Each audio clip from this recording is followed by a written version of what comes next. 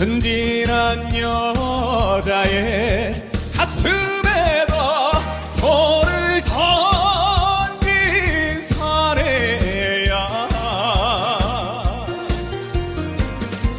떠나버릴 사람이라면 사랑한다 말은 왜 했나.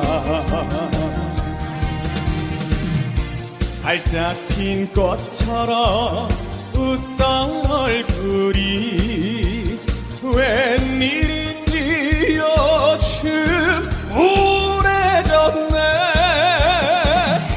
순진한 내 가슴에 돌을 던진 사내야. 미운 사내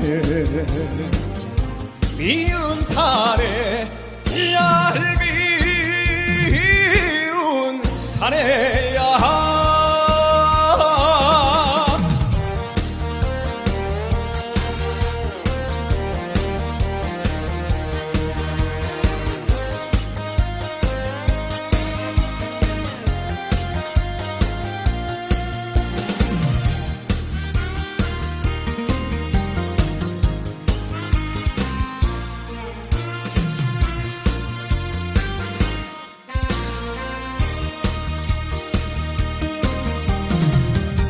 순진한 여자의 가슴에다 돌을 던진 사내야. 떠나버릴 사람이라면 사랑한다 말은 왜 했나. 활짝 핀 꽃처럼 웃던 얼굴이 웬일인지 요즘 우울해졌네.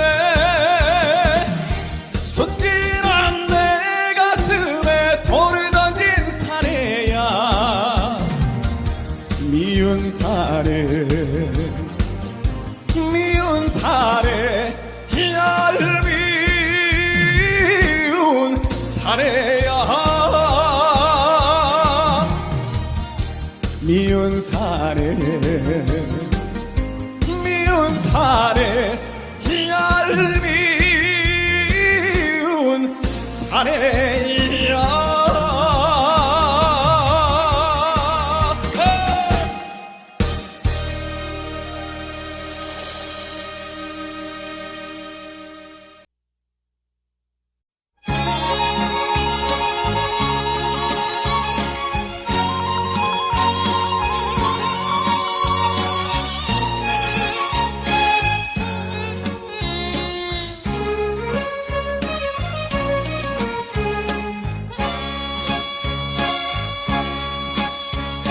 짜증은 내어서 무엇하나 힘술은 부려서 무엇하나. 인생 일장 춘몽인데 아니나 놀고서 무엇하랴. 이나 너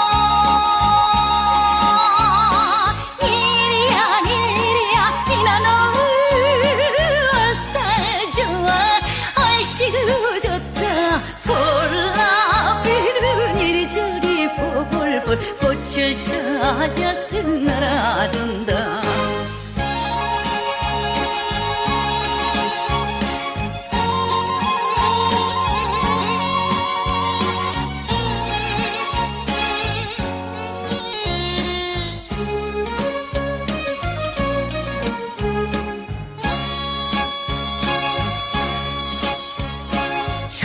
청사초롱에 불 밝혀라. 잊었던 낭군이 다시 돌아온다. 공술에는 공수고요. 놀아나가면서 살아보세. 이나로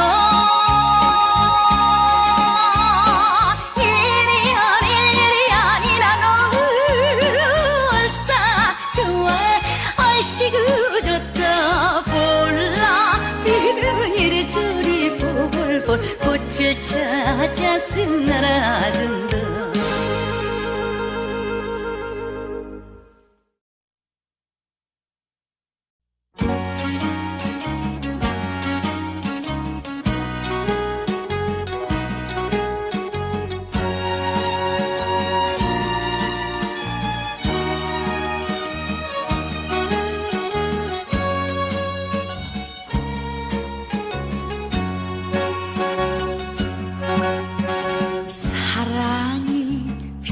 별거드냐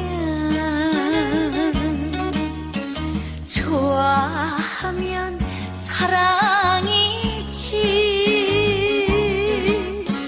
이래저래 정이 들면 호박꽃도 꽃이란게 연분이 따로 있나 짝이 맞으면 연분이지 요모 저모 뜨다 보면 쓸만한 게 있더란다 기왕에 만났으니 잘 살아보자구요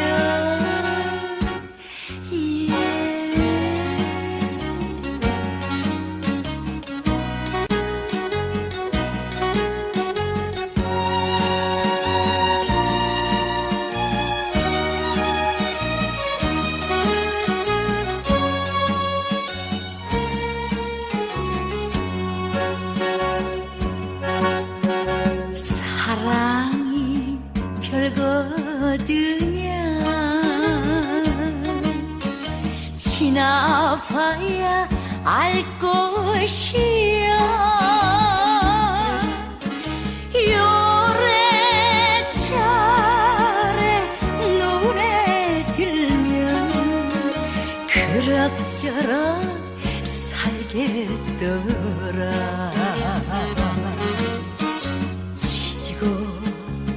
볶아본들 만났으면 별수 없지 천하일색 양귀비던 시들으니 그만이다 기왕에 만났으니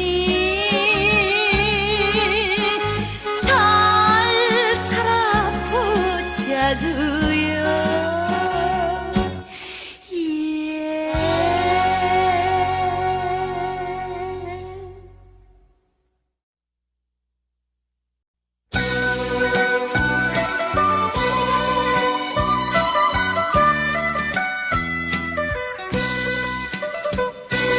천안 삼거리 흥둥수나 버들은 대못에 겨워서 죽느라 졌구나 애로와 좋다 성화가 났구나 문화작교가 다 무너졌으니 건너나갈 길이 막연하구나 애로와 좋다 성화가 났구나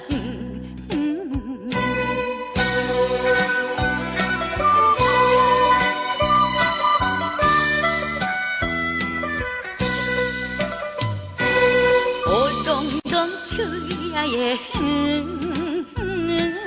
달동동 밝은데 님동동 생각이 새로동동 나누나 애로와 좋다 성화가 났구나 개변 양류가 사사롭긴데요 그 버들 가지가 유색 신이라 애로와 좋다 성화가 났구나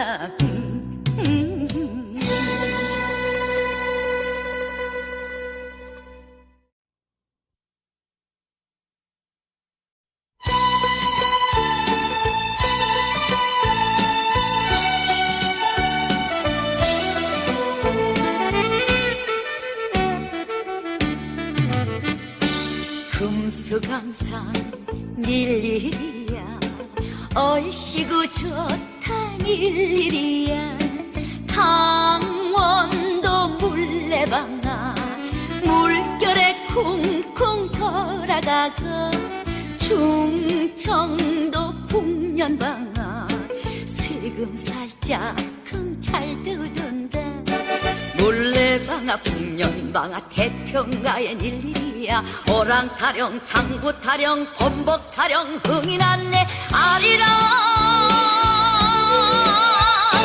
스리랑 둥실내 사랑아 이라노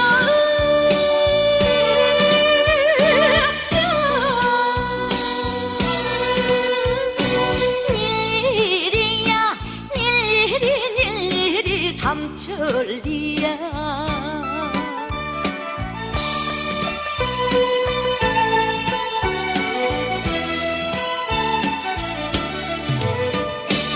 팔도강산 일일이야 지화자 좋다 일일이야 경상도 풍채방아 바람에 쿵쿵 돌아가고 전라도 연자방아 슬금살짝쿵 잘 두둔다 풍채방아 연자방아 소문만복 일일이야 장기타령 매화타령 범벅타령 흥이 났네 아리랑 스리랑 둥실내 사랑아 이라노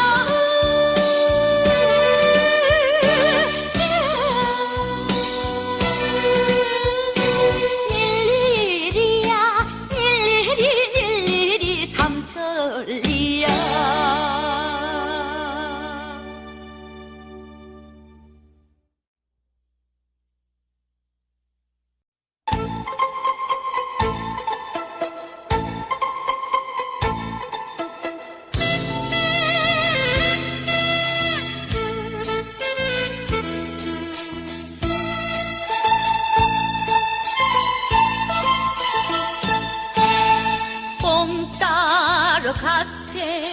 뽕 따러 가세 길부나 단정에 뽕 따러 가세 뽕 따러 가면 살짝 큰 가지 뒷집 중가 따라오면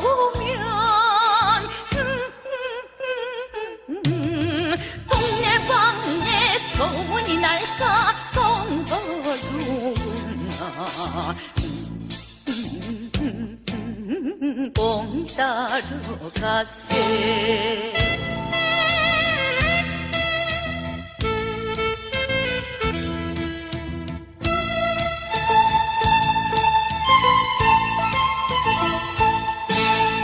뽕 따러 가세 뽕 따러 가세 앞뒤집 큰 애기야 뽕 따러 가세 뽕이나 따면 무슨 재미냐 오매불망 정든이마 일만소름 만단소라를 부르나 보자 뽕 따러 가세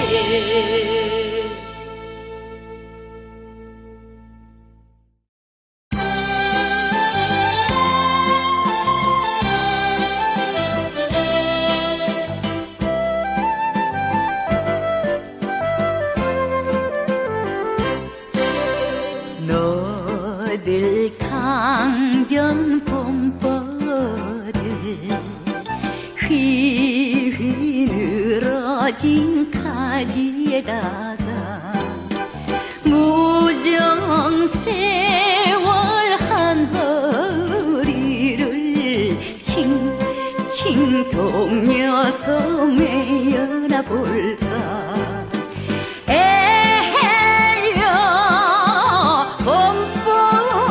봄보들도 못 믿을 일로다 흐르는 저기 저 물만 흘러서 가노라.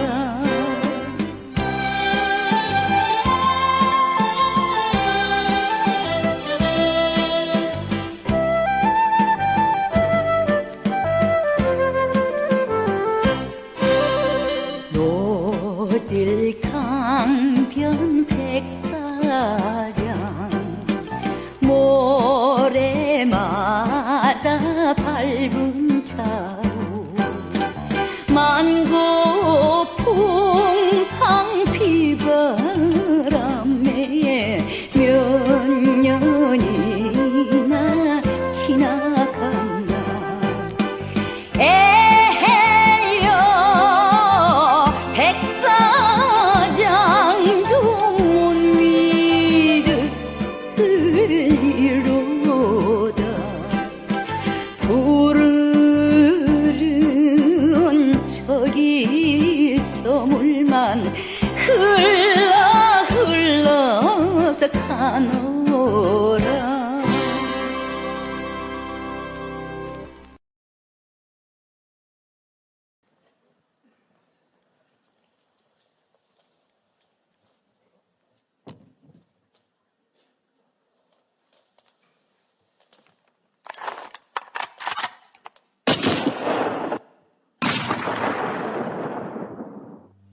청년이 되어 해병대에 자원 입대한 나는 그곳에서 꿈에도 생각지 못한 끔찍한 일을 겪게 되었다.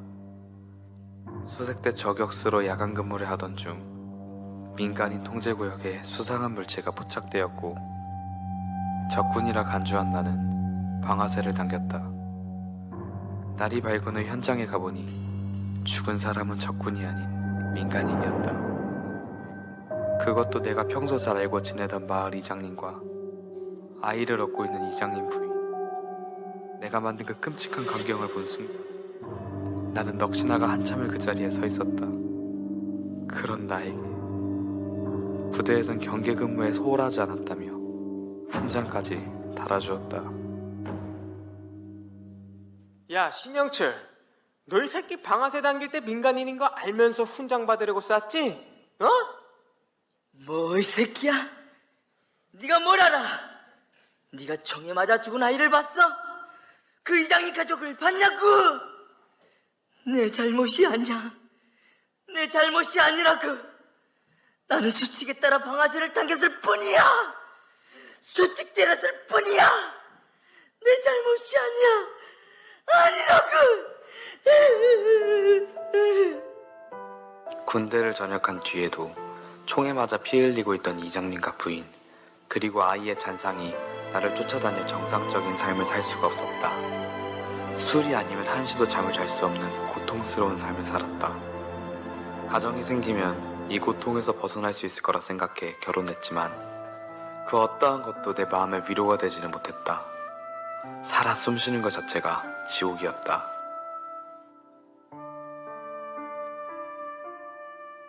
어우, 지겨워. 또 술이야?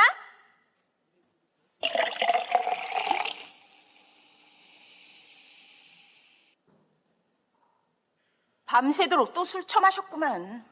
당신이 아빠 노릇을 제대로 해, 아니면 가장 노릇을 똑바로 해. 내가 언제까지 이렇게 살아야 돼? 난 더 이상 이젠 못 살아. 정말. 그래, 마셨다. 사는 게 괴로워서 그래. 네가 내 마음 알아? 내 마음은 아무도 몰라. 아무도 모른다고. 신영철, 너는 살인자야. 부부와 아이를 죽인 살인자. 알코올 중독자, 무능한 아버지, 인생의 실패자. 아니, 이장 부인, 내가 죽은 이장 부인이 왜 저기에 앉아있지? 당신이 왜 여기 있어? 당신은 죽었어. 죽은 사람이라고. 여보, 왜 이래? 그래, 너 죽고 난 나 죽으면 끝나. 동이야! 죽어. 동이야! 죽어. 아빠 미쳤어? 왜 이러는 거야? 왜? 엄마잖아. 엄마라고. 아니, 네가 지금 무슨 짓을 하는 거지? 여보, 동이야. 아니야, 내가 아니라고. 아니야. 아까 그 여자 어디 갔어? 어디 갔냐고. 동이야. 미안하다, 동이야. 여보, 미안해. 나도 좋은 아빠이고 싶고 좋은 남편이고 싶은데, 나도 그러고 싶은데 술이 아니면 잠을 잘 수가 없어. 나도 미치겠다고.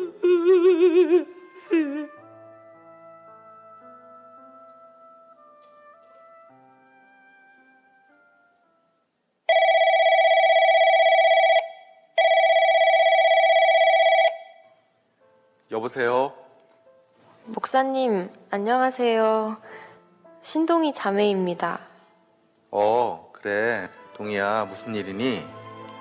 목사님, 저희 아버지는 37년 동안 술만 마시는 알코올 중독자예요.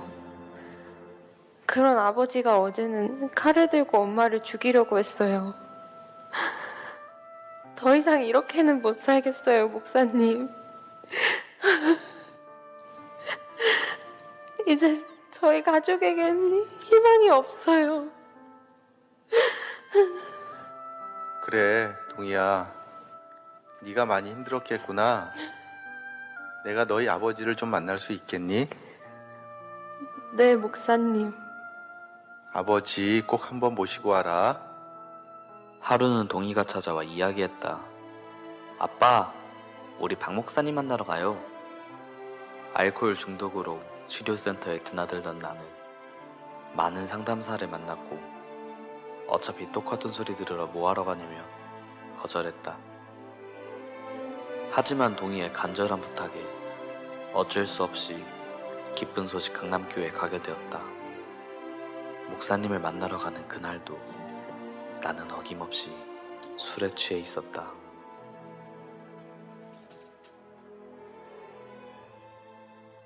선생님, 무엇이 그리 고통스럽고 괴로워서 술을 드셨습니까? 무엇이 고통스럽냐고? 무엇이 괴로워서 술을 마셨냐고? 다들 손가락질만 했지. 지금까지 내게 왜 술을 마셨는지 물어본 사람은 아무도 없었는데. 선생님의 고통은 그 누구도 위로해 줄 수 없습니다. 선생님의 고통과 슬픔은 오직 예수님만이 해결하실 수 있습니다. 그날 나는 목사님께 가족에게도 말하지 못했던 그 사건을 털어놓았다. 그 누구에게도 열지 못했던 마음을 박 목사님께 처음으로 연 것이다. 마음이 열리자 말씀이 빛이 되어 들어오기 시작했다. 누가 능히 하나님의 택하신 자들을 송사하리요? 의롭다 하신 이는 하나님이시니 누가 정죄하리요? 죽으실 뿐 아니라 다시 살아나신 이는 그리스도 예수시니 하나님이 나 같은 사람도 정죄하지 않는다 하시는데 나 스스로 정죄하고 있었다. 이 말씀이 마음에 들어온 후 그 빛은 오랜 시간 자리 잡았던 어두움을 몰아내었다. 살인자라는 정죄 속에서 고통스럽게 살아왔던 내 영혼에 자유를 주었고 그날 이후 37년간 마셔왔던 술이 끊어지고 환청도 사라졌다. 더욱 놀라운 것은 교회 안에서 지내고 교회 일도 하면서 새로운 삶이 시작된 것이다. 간고 말씀드리겠습니다. 오늘 예배가 끝나고 땔감 정리 작업을 하겠습니다. 형제님들은 점심 식사를 마치고 뒷마당으로 모여주시기 바랍니다. 형제님, 나 집에서 작업복으로 갈아입고 올게요. 잠깐이면 되니까 먼저 가 계세요. 진짜 금방 올게요. 그래, 알겠어. 빨리 와야 돼. 형제님, 남하러 같이 갑시다. 형제님, 손목이 안 좋아서 깁스했어요. 다음에 같이 할게요.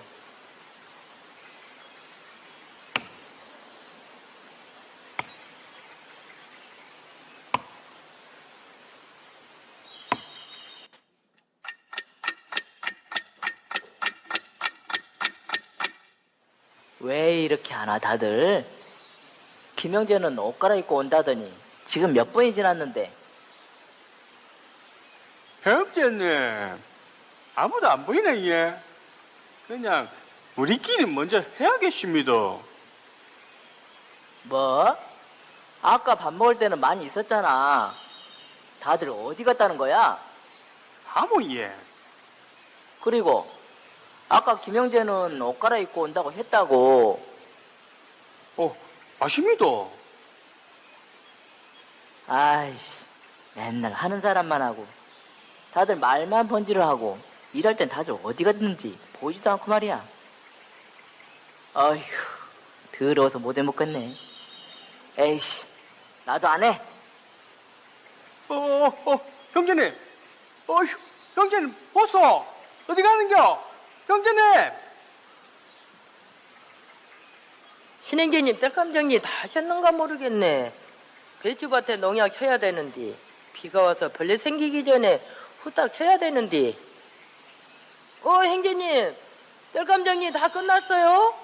비 오고 나면 약이 다 식겨 내려간 뒤 다시 쳐야 된디요? 자매님, 농약은 열흘에 한 번만 주면 돼요. 곧 있으면 열흘 다 돼가니까 그때 줄게요. 아니 그래도 벌레 먹으면 안 된다니까요. 다시 쳐요. 아니, 자매. 형제님, 그게 다 뭐예요? 아, 사모님. 정자매님은 배추에 농약을 더 주라고 하는데. 어머, 형제님, 농약을 왜 줘요? 주지 마세요. 파는 것도 아니고 우리끼리 먹을 건데 뭐하러 줘요? 맞아요. 형제님 누가 농약을 주라 건데요? 그 다른 사람들은 벌레 다 손으로 잡던디요? 누가 형제님 보고 농약 주라 그랬대요? 네? 아니, 이 여자 뭐야? 아까 농약 주라고 그렇게 난리치더니 눈도 깜짝 안 하고 딴소리하는 것 봐. 그래, 다 벌레 먹어서 배추 줄기만 남아도 나중에 그 소리 하는지 보자. 아, 예, 알겠습니다. 안 줄 테니까 걱정 마세요. 형제님 농약 같은 거 하지 말고 개밥이나 주시오. 그놈의 개밥. 자매님이라 줘요. 교회에서 지내는 동안 성도들의 허물이 너무 많이 보였고 교회를 판단했다. 결국 교회를 뛰쳐나와 홧김에 끊었던 술을 마셨다. 술을 다시 마신 내 자신이 너무나 한심했고 이전 모습으로만 돌아가고 있는 것 같아 두려웠다. 그렇게 며칠 동안을 집에도 들어가지 않고 술만 마셨다.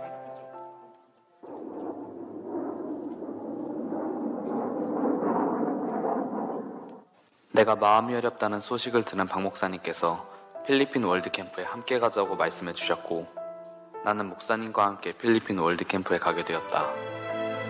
목사님께 술을 다시 마셔서 괴로웠던 마음을 이야기하고 싶었지만 목사님이 너무 바쁘신 탓에 내가 할 수 있는 것은 그저 월드캠프 스케줄에 따르는 것뿐이었다. 그렇게 월드캠프가 끝나고 한국으로 돌아가기 위해 공항에 도착했다. 목사님과 언제 교제하지? 꼭 드릴 말씀이 있는데.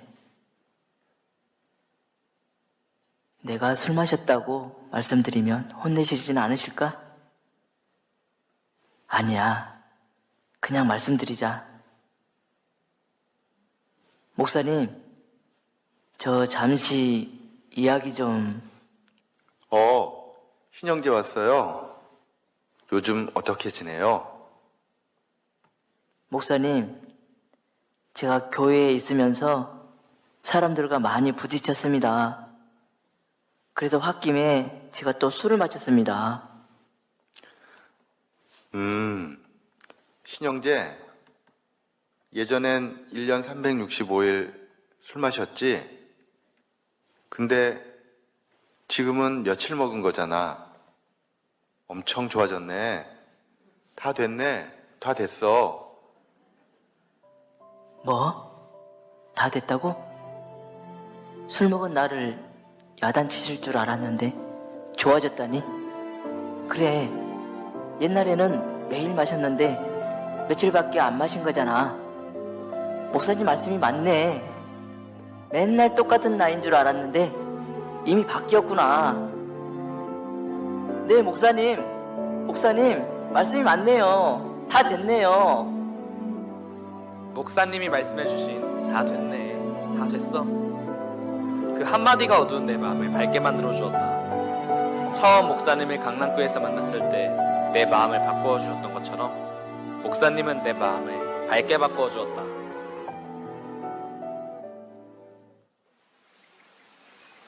아니 근데 농약을 다시 뿌리긴 뿌려야 될 것 같던데. 에? 사모님하고 얘기 끝난 거 아니에요? 아니 벌레가 너무 많이 생겼어. 아니, 이 사람이 또 이런 식으로 나오네. 아니지. 하나님이 37년 동안 술 마신 나도 바꾸셨는데 자매님도 바꾸실 거야. 알았어요, 자매님.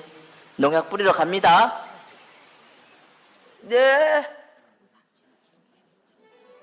알코올 중독자로 많게는 하루에 50병 이상의 소주를 마시던 나를 말씀으로 바꿔주시고 다시 술을 마신 내 모습에 절망하고 있던 나에게 소망을 넣어주신 목사님께서 잊을 수 없는 선물을 주셨다.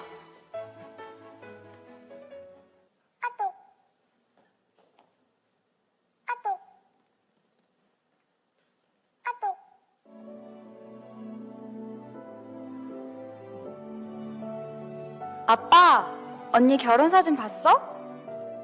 근데 아빠 울어? 아니야, 울긴. 에이, 울었구만. 너네 어렸을 때 아빠가 집에도 잘 없고 너희들한테 해준 게 하나도 없고 술 마신 모습만 보여줘서 너무 미안하다. 아니야, 우리가 아빠 마음을 알지 못했어. 아빠가 가장 힘들었을 텐데, 가장 외로운 건 아빠였을 텐데, 술 마신 모습만 보고 뭐라고 해서 미안해, 아빠.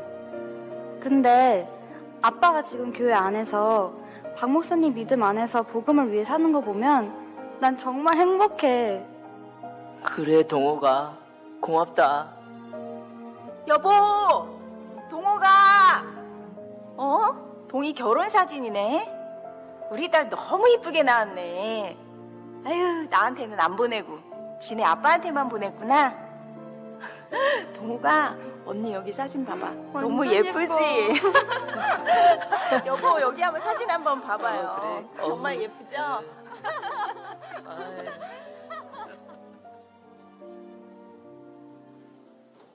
안녕하십니까. 저는 관동계 신영천 총재입니다. 저는 37년 동안 알코올 중독자의 삶을 살다가 박 목사님을 통해서 들은 복음의 말씀으로 인해서 제 모든 삶에서 행복한 삶을 갖게 되었습니다.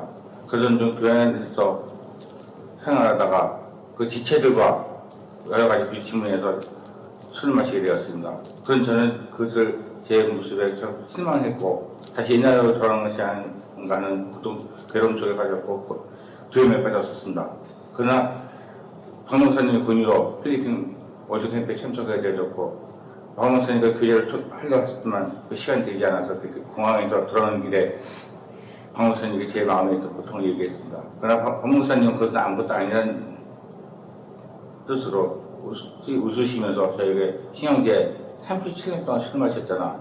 며칠 술 마신 가지고 뭐 그래 많이 좋아졌네 다 됐네 하는 말씀을 다시 내가 잘해줬습니다. 그걸 다시 내 마음의 자유로움을 얻고 하나님께서 축하는 일을 베푸셨습니다. 작년 5월 25일 제 큰딸 동희가 결혼했습니다. 저는 아버지로서 이렇게 딸을 데려갈 수 없는 알코올 중독이었지만 하나님 은혜로 당당한 아버지로서 딸을 데려가서 결혼식을 시켰을 때 참 하나님께 은혜로 참 감사한 마음이 있었습니다. 이 모든 것이 하나님이 박 목사님을 통해서 또 성교를 통해서 저렇게 행복하게 삶을 하게 해주신 하나님께 모든 영광을 돌립니다. 저는 세상에서 제일 행복한 알코올 중독자 신영철 형제입니다.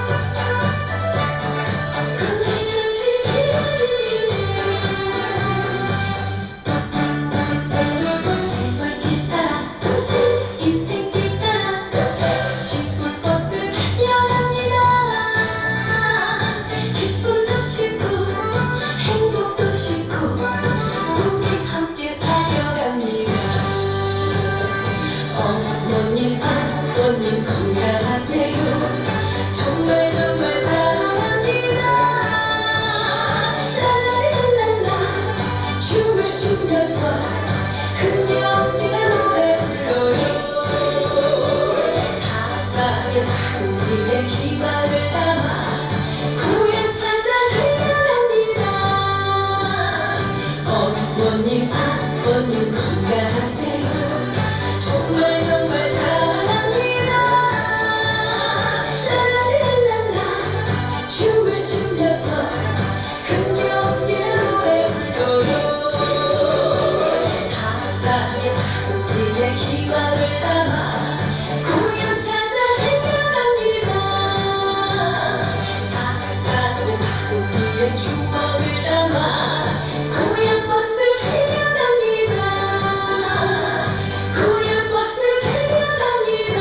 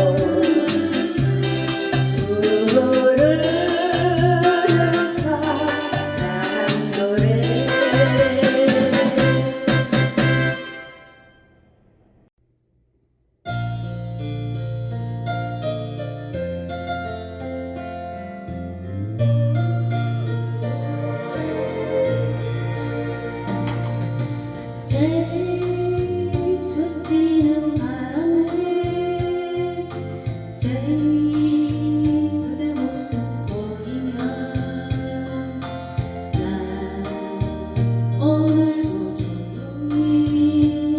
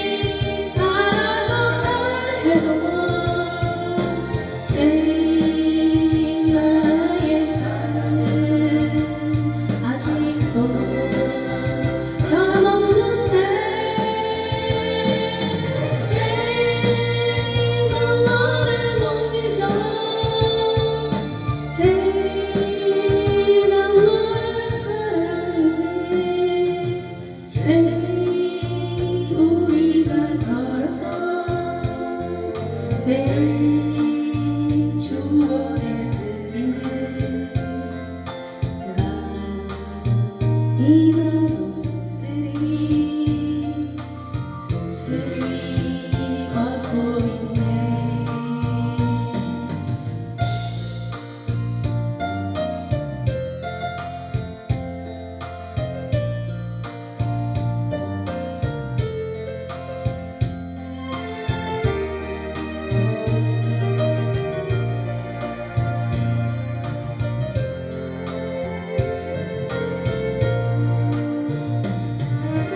제일 아름다운 여름날이 멀리 사라졌다 해도 제일 나의 사랑은 아직도 변함없는데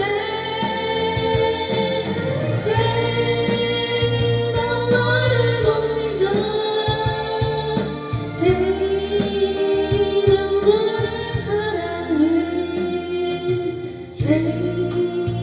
우리가 걸었던 제일 추억의 길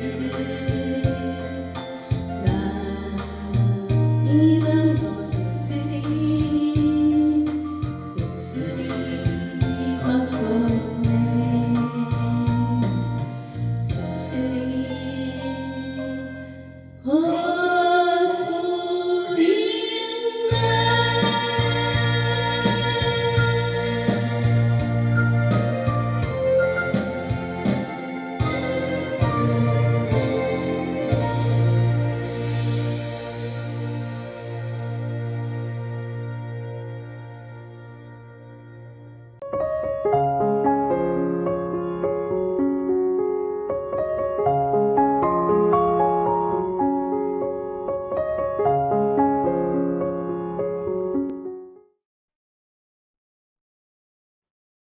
여러분 안녕하세요.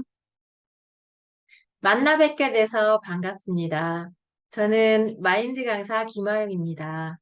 이 시간에는 마음의 힘에 대해 이야기를 나눠보겠습니다. 여러분께 질문 하나 드리겠습니다. 모든 것은 사람의 마음먹기에 달려있다는 뜻이 무슨 뜻일까요? 네, 사람의 마음에는 모든 문제와 어려움을 이길 수 있는 힘이 있다는 뜻인데요. 이 이야기는 언제 유래가 되었느냐면 먼 신라시대 때 언효대사라는 고승이 있었습니다. 스승이 먼 당나라로 유학을 가는 중에 그만 밤이 되었고 하룻밤을 묵을 곳을 찾는 도중에 한 동굴 안을 찾게 됩니다. 이 동굴 안에 들어가서 하루를 유숙하게 되는데 잠을 자다가 새벽에 가까이 나가게 됩니다. 근데 갑자기 목이 말라서 물이 없나 손을 더듬어 보니까 주변에 무엇이 딱 잡히는 거예요. 그것을 잡아보니까 그 안에 물이 들어 있었습니다. 그런데 이 물을 벌컥벌컥 마셨는데 물을 먹었을 땐 너무 달고 맛있었어요. 자, 그리고 나서 다시 잠이 들었고 아침에 깨어나 보니까 내가 마셨던 그 물이 담긴 그릇이 바로 사람의 해골이었습니다. 그 동굴 안에서 죽은 사람이 시간이 지나면서 몸은 다 썩어지고 그 뼈 부분만 앙상하게 남아 있는 해골에 물이 고여 있었는데 이 물을 마셨던 것입니다. 스님이 정말 깜짝 놀랐습니다. 사람이 썩은 물을 먹으면 어떻게 되죠? 배탈이 나고 설사가 나서 병원에 가야 되는데 스님은 이 썩은 물을 먹었는데도 전혀 배가 아프지 않고 설사도 하지 않고 너무 이 물이 맛있었습니다. 그래서 스님이 생각을 했습니다. 내가 어제 저녁에 마신 물은 분명히 썩은 물이었는데 왜 내가 탈이 나지 않았지?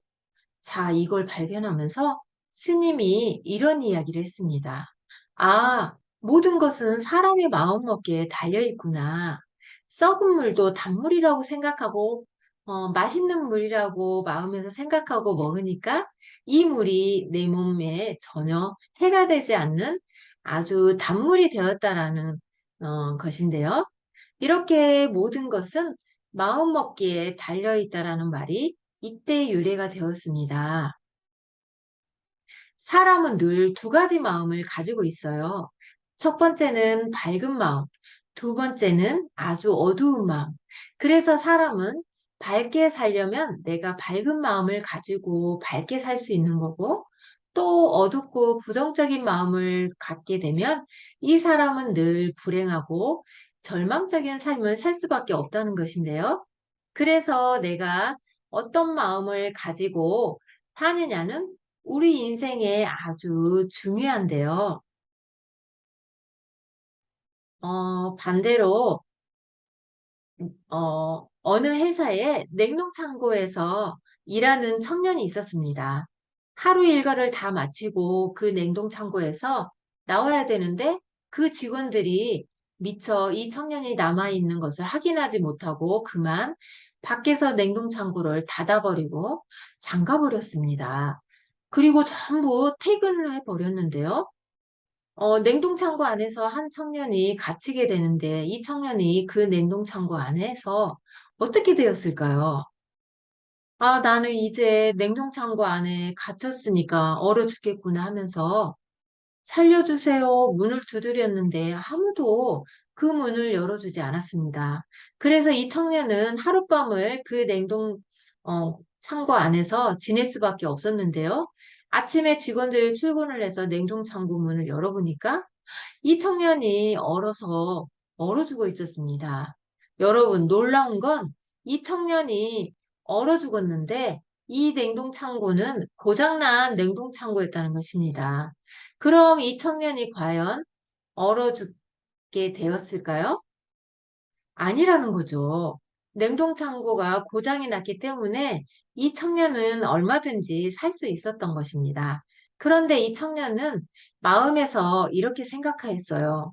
냉동창고에 갇혀 있으니까 나는 이제 얼어 죽을 거야. 나는 죽었어. 마음에서 이미 냉동창고 안에 얼어 죽는다라는 그 생각에 마음을 다 내어주고 마음이 다 뺏겨버리니까 진짜로 고장났지만 이 청년이 얼어 죽어 있었다는 그런 사례가 있습니다. 어, 자, 이렇게 사람은 내가 어떤 마음을 갖느냐에 따라서 그 사람의 몸과 마음이 달라지고 또 삶도 달라지고 또 어려움을 만났을 때 이 모든 것을 이길 수 있는 그 힘을 갖게 된다는 것입니다. 그럼 우리 어르신들도 마음이라는 것이 있을 것입니다. 몸도 아프신 분들도 계시고 어려운 문제를 가지고 계신 분도 계실 텐데 우리 어르신들도 건강한 마음을 갖게 되면 얼마든지 이 병에서 벗어나고 이겨낼 수 있다는 건데요. 여러분, 그럼 우리가 어떻게 건강한 마음을 가질 수 있을까요? 거미줄 이야기인데요. 자, 우리가 풀숲이나 산에 가보면 거미줄이라는 게 있습니다. 이 거미줄도 자세히 보면, 거미줄은 굉장히 연약하죠? 그런데 이 거미줄은 어떤 곤충들이나 잠자리나 이런 곤충들이 한번 걸리게 되면 절대 빠져나올 수 없습니다. 왜냐하면 이 거미줄은 굉장히 단단하게 구성이 되어 있기 때문인데요. 그 이유는 뭐냐면 바로 접점이라는 건데요. 거미줄 한 줄이 다른 한 줄과 딱 만나질 때 이 만나지는 부분을 접점이라고 하는데 이 거미줄의 특징은 접점들이 굉장히 많다는 겁니다. 그래서 연약한 한 줄이 다른 한 줄과 연결이 되어 있고 또 한 줄이 연결이 되고 또 한 줄이 연결될 때 이 접점이 만나지게 됩니다. 이 접점이 많아질수록 이 거미줄은 더 강해지고 어떤 곤충도 거미줄에 걸리면 절대 빠져나올 수 없는 그런 강한 힘을 갖는 거미줄로 변하게 되는데요. 자, 사람도 마찬가지입니다. 사람도 홀로 서 있을 때는 어려움과 괴로움을 만날 때 사람은 누구나 다 넘어지기 쉽습니다. 그러나 내가 다른 사람과 마음이 하나가 되고 연결이 되어줄 수 있는 어, 사람들이 많아질수록 그 사람은 이 거미줄처럼 강한 사람이 될 수 있다는 것입니다. 자, 그럼 우리 어르신들은 삶을 살아가면서 나는 그럼 과연 내 마음을 이렇게 연결하며 살 수 있는 사람들이 과연 몇 명이나 있고 누가 내 마음과 연결되어 있는지 우리 어르신들도 나의 삶을 한번 되돌아보면서 생각해 보시면 굉장히 좋을 것 같습니다. 옛말에 똥파리를 쫓으면 결국 찾아가는 곳은 시체의 주변이나 어슬렁거린다는 말이 있죠. 꿀벌을 쫓으면 결국 찾아가는 곳은 꽃밭이다라는 말이 있습니다. 사람은 누구와 연결이 되고 누구를 따라가냐가 누구를 따라다니고 누구와 하나가 됐냐에 따라서 그 사람의 삶이 달라진다는 거죠. 이 시간에는 참외 이야기를 한번 해보겠습니다. 참외 농사를 짓는 농부가 있었습니다. 농부의 밭은 토질이 좋지 않아서 농부는 고심하다가 짚과 낙엽을 썩혀 만든 퇴비를 밭에 섞어 주었습니다. 기름진 땅에서 자란 참외는 다른 집 참외와는 눈에 띄게 달랐는데요. 꽃도 잘 피고 열매도 크게 달렸습니다. 참외는 날씨가 따뜻해지는 4월에 심고 더운 여름에 열매를 수확한다고 합니다. 그런데 한국의 겨울은 매우 추워서 참외를 키울 수 없어서 농부는 유리로 집을 지을 생각을 해보았습니다. 유리집은 겨울철 차가운 바람을 막아주고 햇볕이 통과해 참외가 잘 자라도록 도와주는데 자재비가 너무 비싸서 엄두를 낼 수 없었습니다. 농부는 또 생각을 했어요. 플라스틱을 사용하며 깨지지 않고 가벼워서 집을 짓기 좋겠다는 결론을 얻었습니다. 그래서 12월이나 1월처럼 아주 추운 겨울에도 참외 농사를 지을 수 있었습니다. 이 추운 겨울에 참외를 딸 수 있다니 농부는 퇴비를 써서 토양을 좋게 했고 플라스틱으로 비닐하우스를 만들어 추운 날씨 문제를 해결해 나갔습니다. 그런데 글쎄 또 다른 문제가 왔습니다. 가만히 보니까 참외는 꽃을 피워 열매를 맺고 나면 그 열매가 커갈 즈음에 또 다른 가지에 꽃을 피웠다. 한 번, 두 번, 세 번 정도 꽃이 피었다가 지고 나면 그냥 말라서 죽고 말았습니다. 아니, 왜 벌써 시들지? 왜 참외가 1년 내내 살지 못하는지? 왜 일찍 말라 죽는지 원인을 알 수 없었습니다. 농부는 옆에 심은 호박이 튼튼하게 자라는 것을 보면서 생각에 잠겼어요. 참외밭 옆에 심은 호박은 저렇게 크고 열매도 늦게까지 맺는데 그래서 그 결과 참외는 호박에 비해 뿌리가 가늘고 약하다는 것을 알아냈습니다. 참외 뿌리도 호박 뿌리처럼 튼튼하게 된다면 호박처럼 튼실한 열매를 맺을 텐데 농부는 참외의 취약한 부분을 해결할 방법을 찾아 나갔습니다. 먼저 뿌리를 튼튼하게 하는 비료를 썼고 참외 뿌리가 현저하게 강해졌지만 호박 뿌리에 미치지는 못했습니다. 농부는 참외 뿌리에 대해 계속해서 생각했어요. 참외도 호박 뿌리처럼 될 수는 없을까? 어떤 일이 안 될 때 포기하는 것이 아니라 생각하다 보면 잘못된 부분을 발견할 수 있고 새로운 세계를 만들 수 있는데요. 농부도 끊임없이 생각해 나갔습니다. 어, 참외에 튼튼한 호박뿌리를 달아둔다면? 그래, 바로 이거야. 농부는 이른 봄이 되기 전 밭에 참외씨를 심고 그 옆에 호박씨를 심었습니다. 호박싹이 7cm, 8cm 정도 자랐을 때 호박줄기와 참외줄기를 비스듬하게 잘랐고 뿔이 달린 호박줄기에 참외줄기를 연결하고 집게로 집어줬어요. 사람 같으면 자라는 줄기를 자르면 실망도 하고 원망도 하고 불평도 할 텐데 호박뿌리와 참외 줄기는 서로 합해져 싸우지 않고 잘 자랐습니다. 가지가 뻗치고 잎이 무성해지고 꽃이 피고 열매가 맺혔는데요. 호박뿌리에 접붙인 참외는 이전과 비교할 수 없이 꽃과 열매가 튼튼해졌고 농부는 참외가 너무 사랑스러워 볼 때마다 기쁘고 행복했습니다. 농사를 그냥 짓는 것과 사고를 하며 짓는 것은 비교가 안 되는데요. 호박뿌리에 참외 줄기를 접붙이는 지혜는 특별한 것도 아니고 큰 사건도 아니었습니다. 누구든지 사고를 하다 보면 이 정도의 지혜를 얻을 수 있어요. 하지만 참외는 뿌리가 약해서 안 되겠구나. 참외 농사는 그만해야 되겠다 하고 포기했다면 그 지혜를 얻을 수 없었을 것입니다. 아담과 예수님, 어, 문익점과 모카시에 대해서 이야기를 한번 해보겠습니다.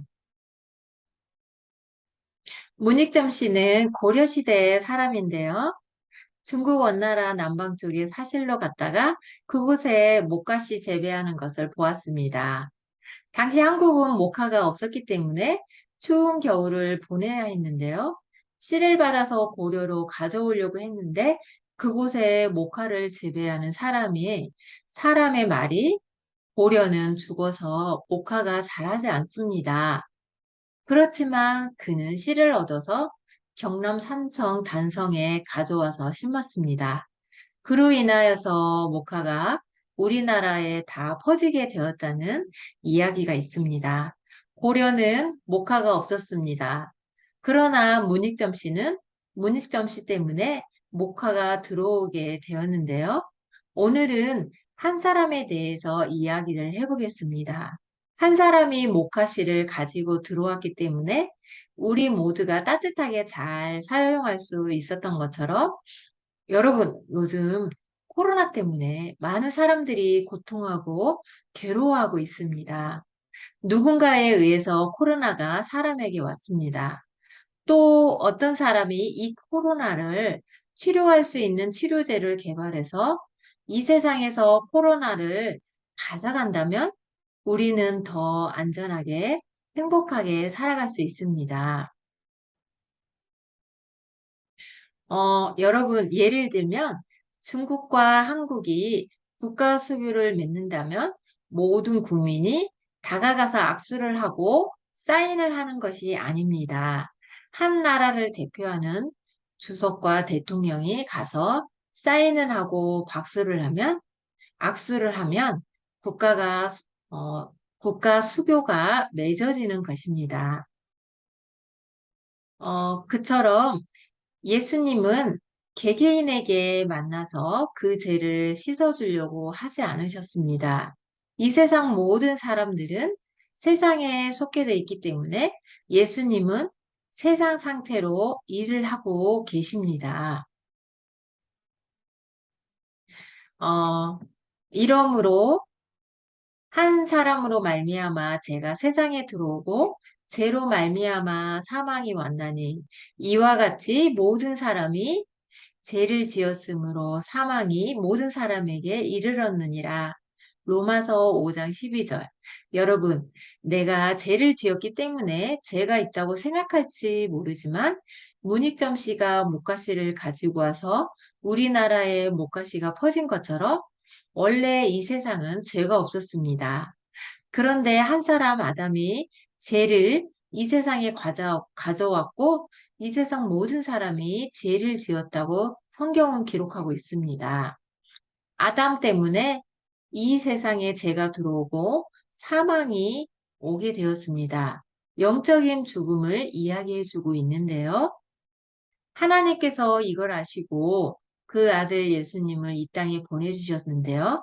세례 요한이 예수님에게 세상 죄를 안수했습니다.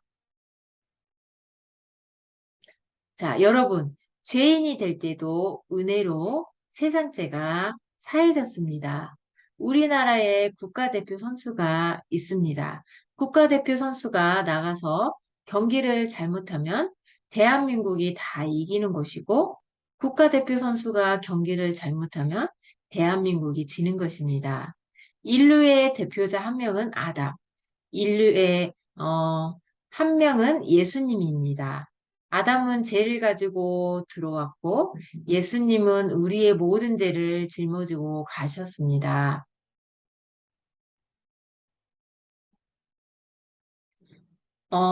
한 사람의 범죄를 인하여 사망이 그 한 사람으로 말미암아 왕노릇하였은즉 더욱 은혜와 의의 선물을 넘치게 받는 자들이 한 분 예수 그리스도로 말미암아 생명 안에서 왕노릇하리로다. 로마서 5장 17절.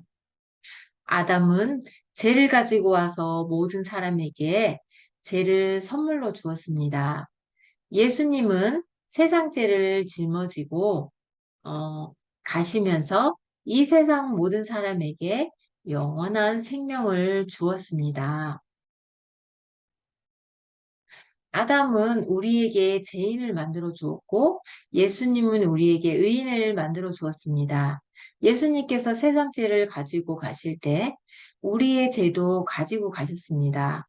그리고 우리를 의인이라고 만들어 주셨습니다.